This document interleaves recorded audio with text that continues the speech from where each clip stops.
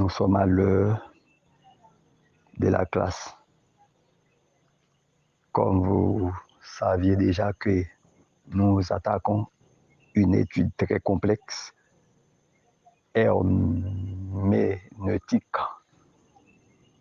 et homilétique.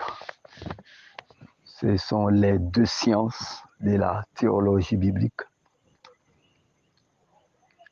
Et nous avons plusieurs détails sur interprétation, observation, application. Et je dis, on a aussi une partie de la science de homilétique. C'est une partie aussi de la science théologique. Les trois principaux méthodes de la théologie biblique, c'est observation, interprétation, application. Qu'est-ce que cela veut dire? Observation. Que veut dire les textes? Où? Quand? Comment?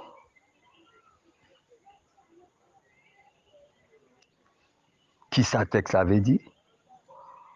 Qui l'a été écrit? Qui côté il été écrit? Qui côté auteur a été? Lieu de la rédaction? Tout ça, c'est questions nous capables de poser lorsque nous entrons dans le mot ça qui c'est observation, c'est chercher la signification, chercher entrer dans tout petit détail pour nous capables de connaître qui ça veut dire. Observation. C'est chercher connaître, chercher ouais, chercher apprendre, chercher comprendre. Pour qui ça livre ça a été écrit? Qui côté auteur a été? Qui l'a été écrit? Lieu d'origine de la rédaction. Tout ça, c'est questions capables de poser dans observation. Interprétation. Que signifie cela? Que signifient ces mots, ces versets?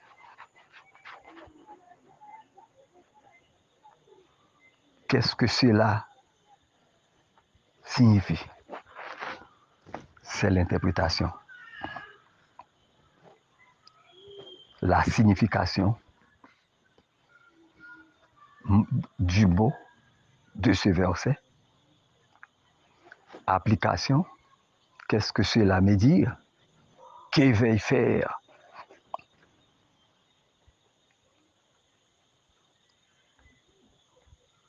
Pour avoir une connaissance en théologie, on doit avoir une connaissance sur ces deux sciences, herméneutique, homilétique. Homilétique, c'est la science de la prédication. C'est la science de la prédication. C'est une partie de la théologie qui s'occupe de la prédication. C'est une partie de la théologie qui s'occupe de la prédication.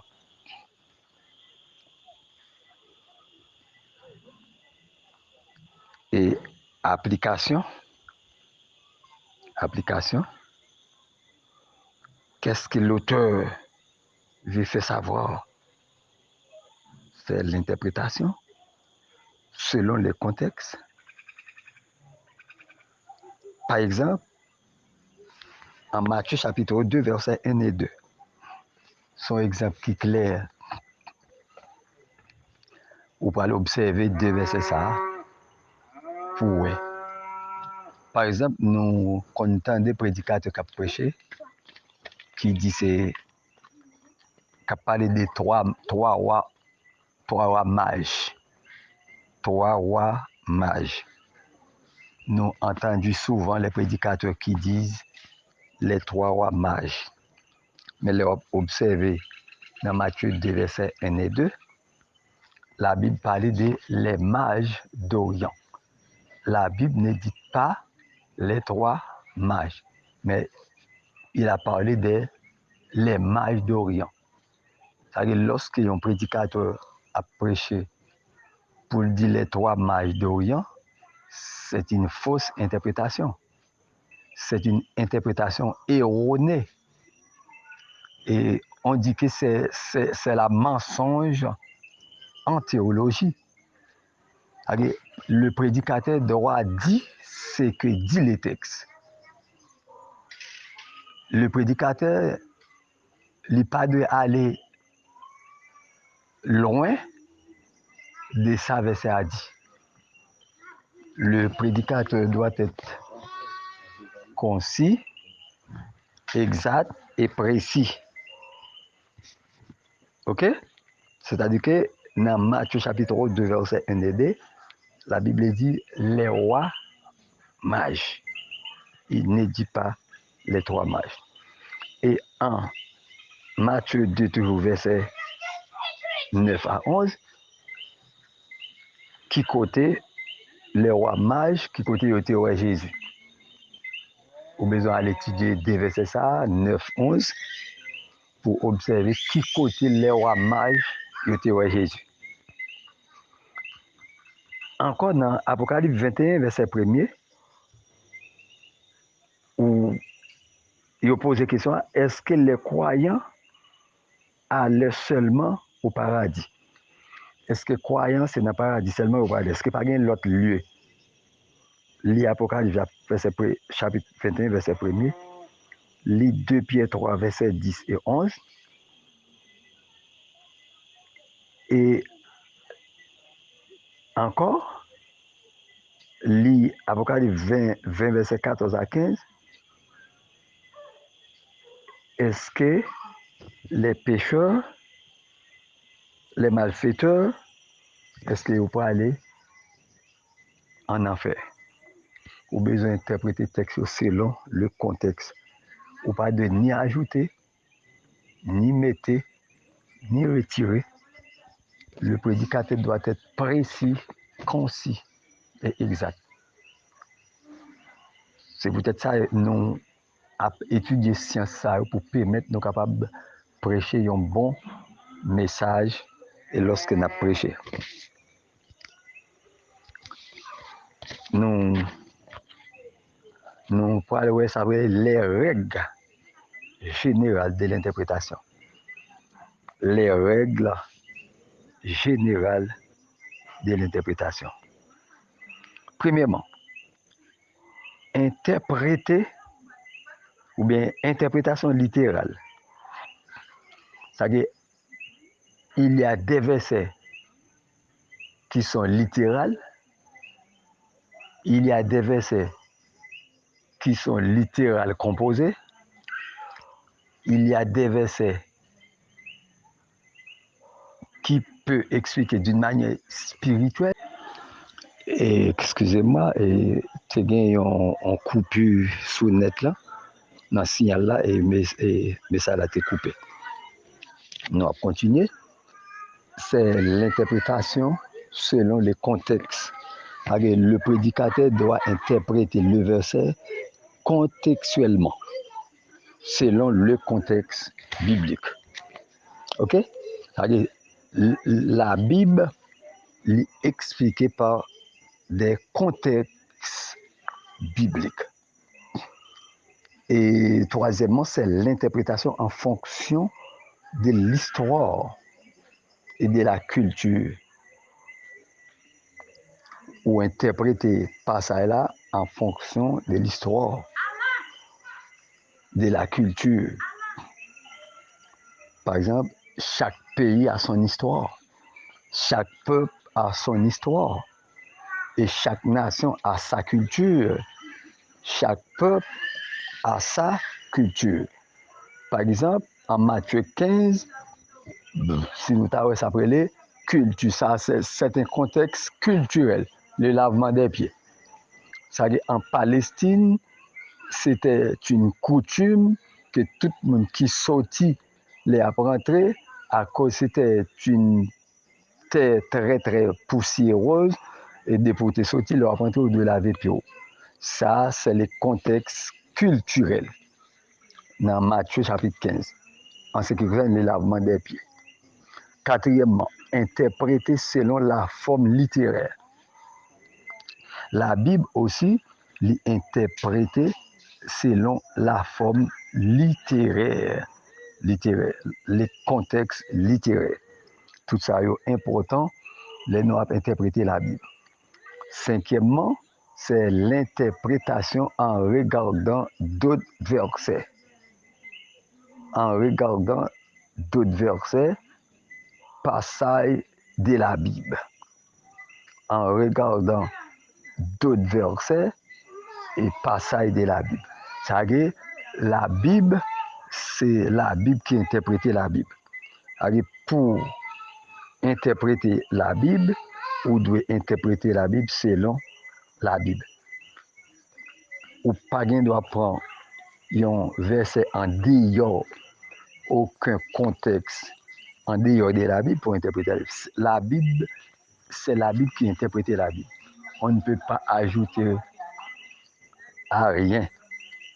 C'est ou expliquer la Bible par rapport à la Bible. Par exemple, quelques versets on ne pas comprendre, et bien par rapport à l'autre verset, on va arriver à comprendre.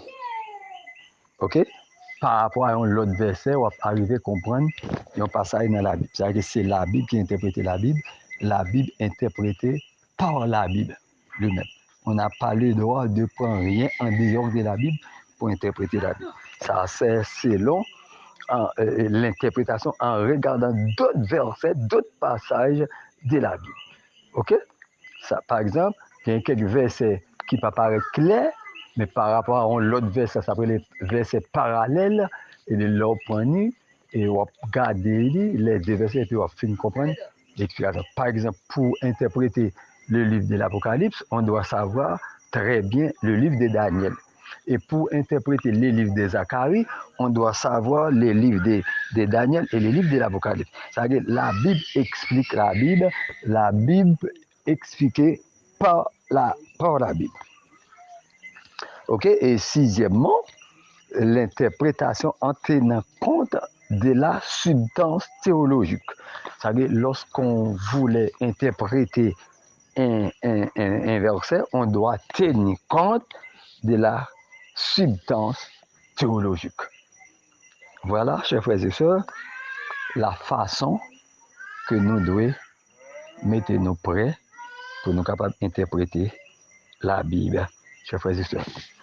Nous trouvons ça ici, les règles générales de l'interprétation. C'est l'interprétation littérale, l'interprétation selon le contexte, interprétation en fonction d'autres et en fonction de l'histoire et de la culture. Et Matthieu chapitre 15, par exemple ça pour les lavements des pieds d'abord, qui sont un contexte culturel, l'interprétation selon la forme littéraire et l'interprétation en regardant d'autres versets et d'autres passages de la Bible, interprétation en tenant compte de la substance théologique. Voilà les manières, voilà les règles générales qu'on peut savoir pour une bonne interprétation de la Bible. Chers frères et sœurs, nous sommes très heureux et très contents pour voir laisser ça pour nous. Moi, je souhaite nous prendre ça au sérieux, nous tenir compte de tout ça, nous dire, et pour nous commencer capable de prêcher de bons messages selon le contexte culturel, historique, en tenant compte d'autres passages de la Bible en tenant compte de la substance théologique, en tenant compte de passages littéraires et littéraux. Mais aussi, c'est tout pour aujourd'hui. Que Dieu vous bénisse tous.